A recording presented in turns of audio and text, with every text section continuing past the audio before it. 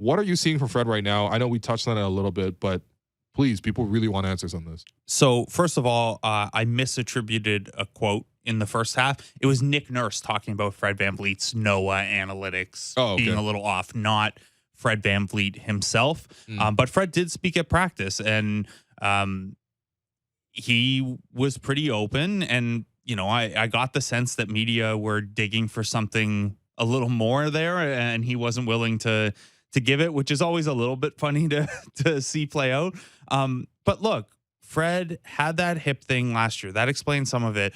He's dealt with the back thing this year. That explains some of it. That illness that he had and tried to play through and was out with again, like, that's going around, and you see people tweeting about it and stuff like that. Like, it's not COVID, but like, people are getting pretty hammered by that. My mom had it actually and was like at a commission for a while. Not in any like serious way, but like, it was a really bad, just like getting sick. So that's a factor too. Now, having said that, you can add all that stuff up, and it's a lot of, well, this, and this, right? And I think Fred would tell you that that's not, I mean, certainly not an excuse, and not even like a qualifier, really. Like, those things are real, but the one thing that Fred has always had consistently, if the other stuff wasn't there, was the shooting. Right. And that's what gets concerning. And you mentioned the confidence, and yeah, that's, when's the last time you saw Fred not want to take a shot? Like, even in the Philly series, we kind of joked about in the first half, he kept shooting. And in that Milwaukee series was willing to shoot his way through it and shoot his way out of it. So if the confidence becomes a real thing, that's troubling. I think Fred has enough faith in his track record that it won't. But I mean, again, he should, by the way. He absolutely should, too. He should. Yeah. And if there's a mechanical tweak, he could probably trust that he can figure it out and get it right back on, even with the weird thumb release he has on his threes. It is a side spin three. It's a very strange one. It's an odd one. The NOAA analytics are probably just like, what? Yeah. What? I don't know. Like, did you kick this ball? Yeah, exactly. It looked like the first Portugal goal. Yeah. So again, though, this is the fourth worst 4-game shooting stretch of his career, and probably the worst when you factor in volume. You can go further than that and look at 13 games. So since he first got sick or first sat with the back injury, I forget what order they happened in, but he's shooting only 30.5% on threes over the last 13 games. That is a sustained stretch of not shooting the three well, a sustained stretch that, other than coming out of the All-Star break last year, we've never really seen from him. Yeah.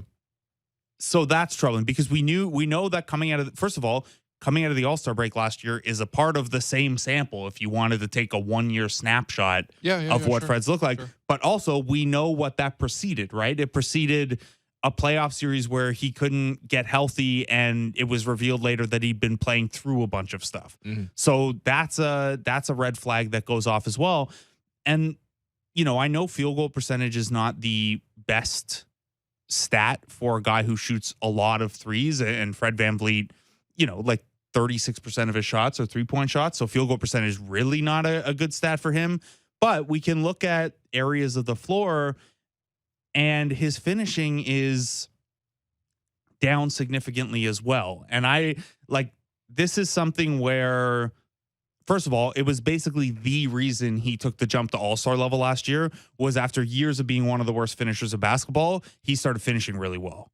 He finished at 65% at the rim last year, which for an undersized point guard is very good. And he was coming off, 4 years of being around 54, 55%. He's at 49% so far this year. And just no one survives in the league at that low a finishing rate. No. I'm sure it will come up. A layup should not be 50-50. I'm sorry. But this is where you start looking at all of these little components. It's like, well, the threes will rebound because he has this track record, and the pull-up mid-range stuff will round out because he has the track record of being a 40+% shooter on the long twos, and the finishing should tick up because of that. And it's a lot of things pointing or pulling in the wrong direction all at once.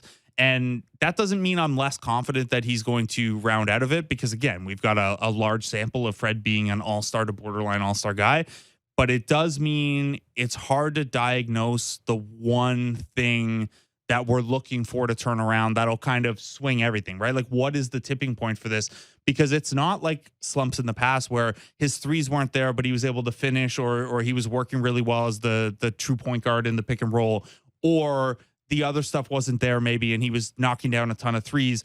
The defense has still been there, but offensively, he's not giving them a ton right now. Mm-hmm. And it puts you in a tough position because if you want Fred off the ball because his on-ball game hasn't been that good, well, if he's not hitting threes and he's hesitating to take them, that makes life harder on a Pascal Siakam or Scotty Barnes. Yes, if you all of a sudden you have a 6-foot-tall defensive specialist. Yes. Which is just, oxymoronic. It's Alex Caruso. Well, no, Alex Caruso. I know, Caruso 6'5". And also, future Raptor. I would love that. What the Raptors need is more defense and less shooting. No, Yeah. I'm kidding. I think he'd be a good shooter on the Raptors standards. Anyway, so he's shooting 35%. He's shooting better than Fred right now. So again, all of this is to say that anyone listening to this and who listens regularly knows how much I think of Fred VanVleet and my confidence level in him rounding back into form. I'm just a little bit at a loss right now for what to look for in terms of turning this thing around, because it is pretty much everything on offense except he's not turning the ball over.